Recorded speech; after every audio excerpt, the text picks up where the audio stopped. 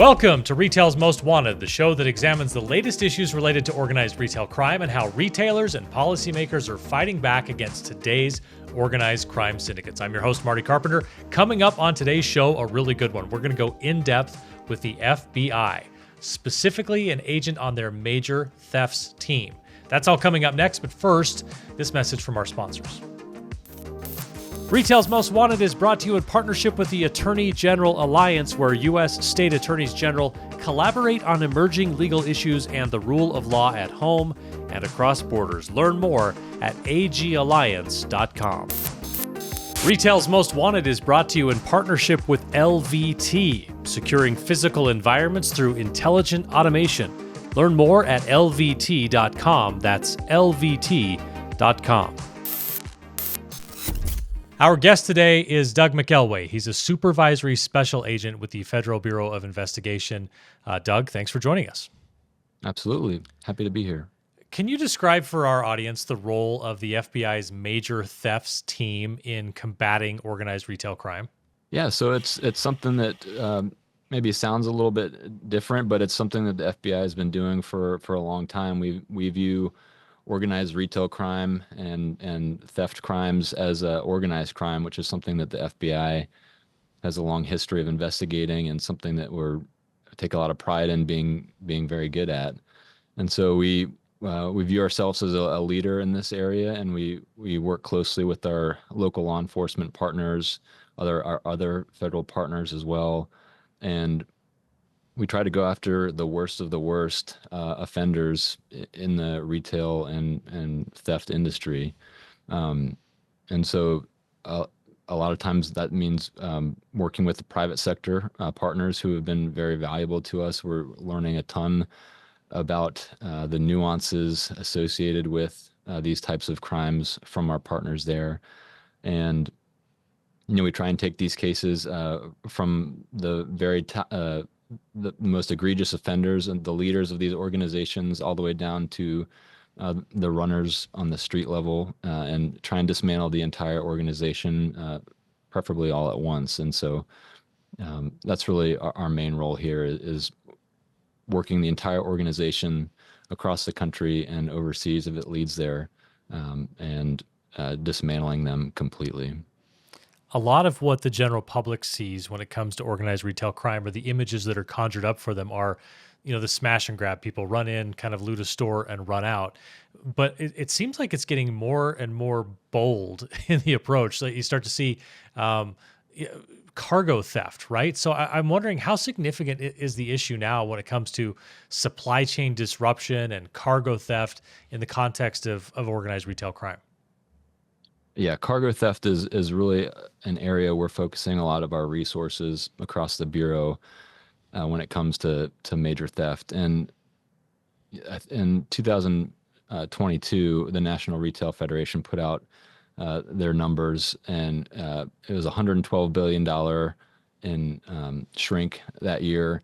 And we've kind of narrowed that down or zoomed in on that and seen that when you look at outside theft, about 37% of that 112 billion is outside theft. And when you look at the outside theft, about 58% of that is from cargo theft. And so it's a big chunk of the outside theft. And so that's one of the reasons that we're focusing our efforts there. The investigations are usually long and complex because the criminals are good at what they do. But yeah, the cargo theft is a huge problem in this space and something that we're really trying to combat. Can you help me just on defining a few terms there? When you say outside theft, so you had a big number, a number in the billions. 112 billion. 112 billion, and 37% of that you said is outside theft. What is outside theft? That would be any theft that is not any shrink that's not related to employees, stealing. Gotcha. Or lost goods that are damaged in transit or returned or delivered to the wrong address. Any other kind of shrink that could be in that equation. So a very large number for the overall shrink. A large chunk of that is happening outside, and then a large portion of that is happening before it even gets out of the cargo. Is that Am I following along the right way? Exactly. No, you're exactly right. And then so we've got that 58%, which is cargo theft, and I think about 38% is in-store theft. So those smash and grabs or any other kind of you know, more typical theft that you might see on TV regularly. That we estimate that to be about 28%. So it's a big the cargo theft is a big portion of this shrink.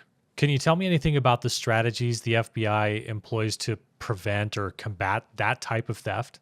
Yeah, a big, it's not rocket science really. A huge part of it is just partnerships. The criminals involved in cargo theft know the vulnerabilities of our country. They know the vulnerabilities of the supply chain.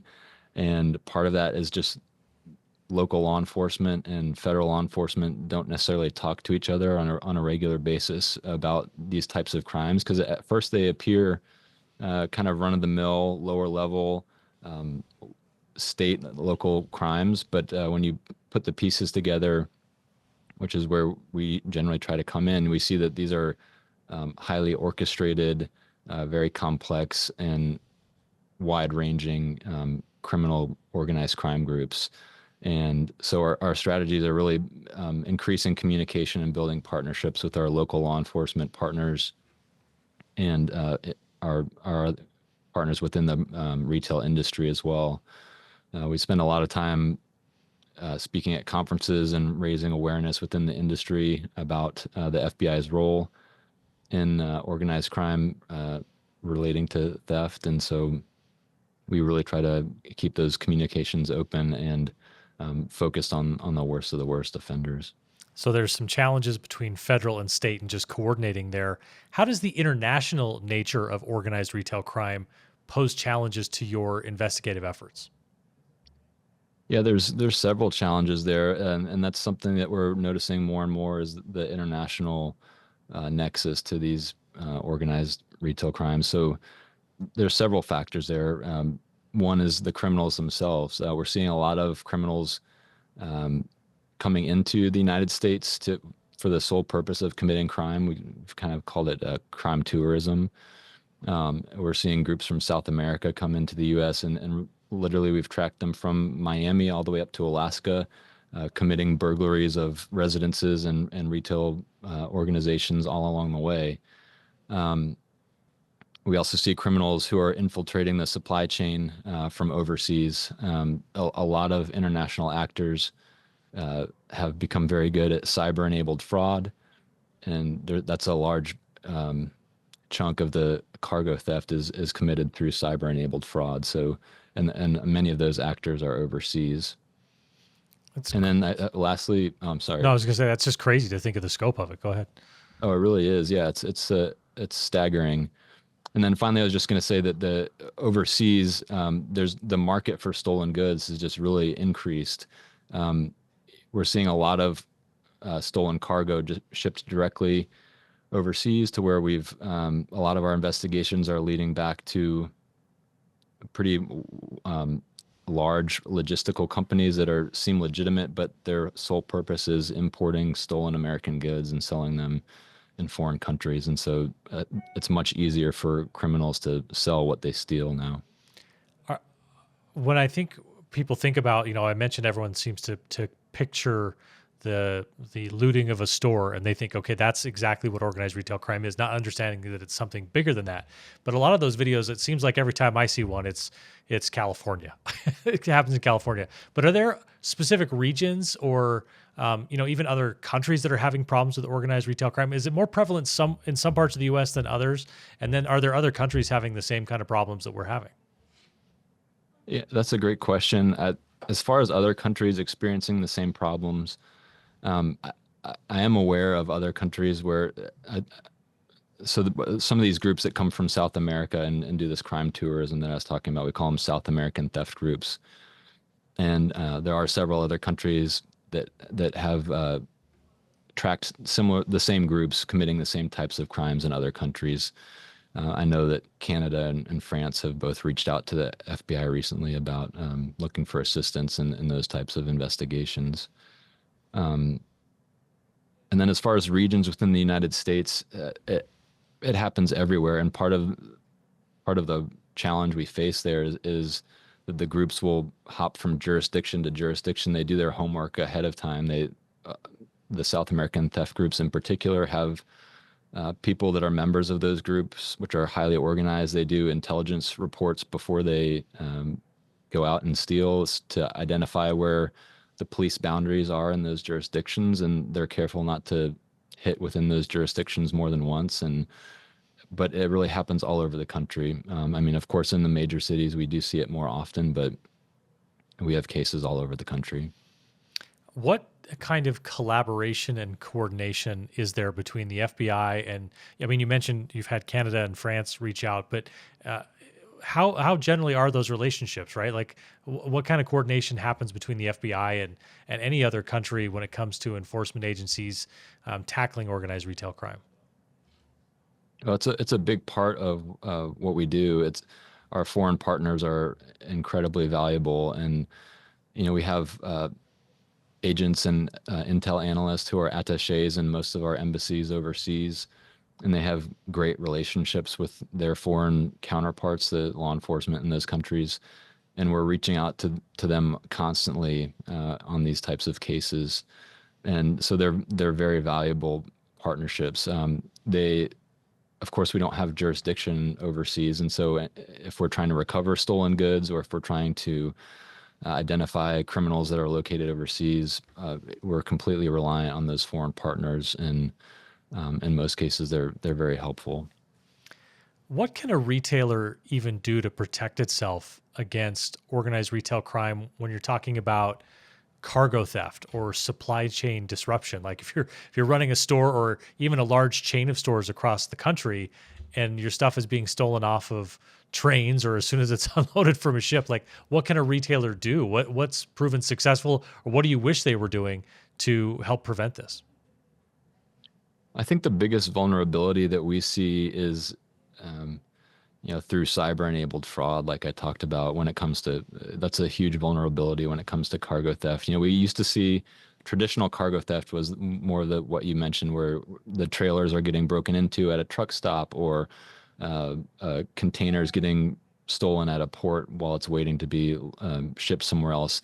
Those still happen, but they're not nearly as frequent as the load board intrusions, where companies mistakenly book loads on a load board to someone that is claiming to be a legitimate truck driver, but they're not, and they take that load and deliver it to somewhere it wasn't supposed to go. And by the time the large box retailer understands what's happened, that shipment has Mm, been gone, is gone, and a lot of times sent back overseas for sale on the gray market.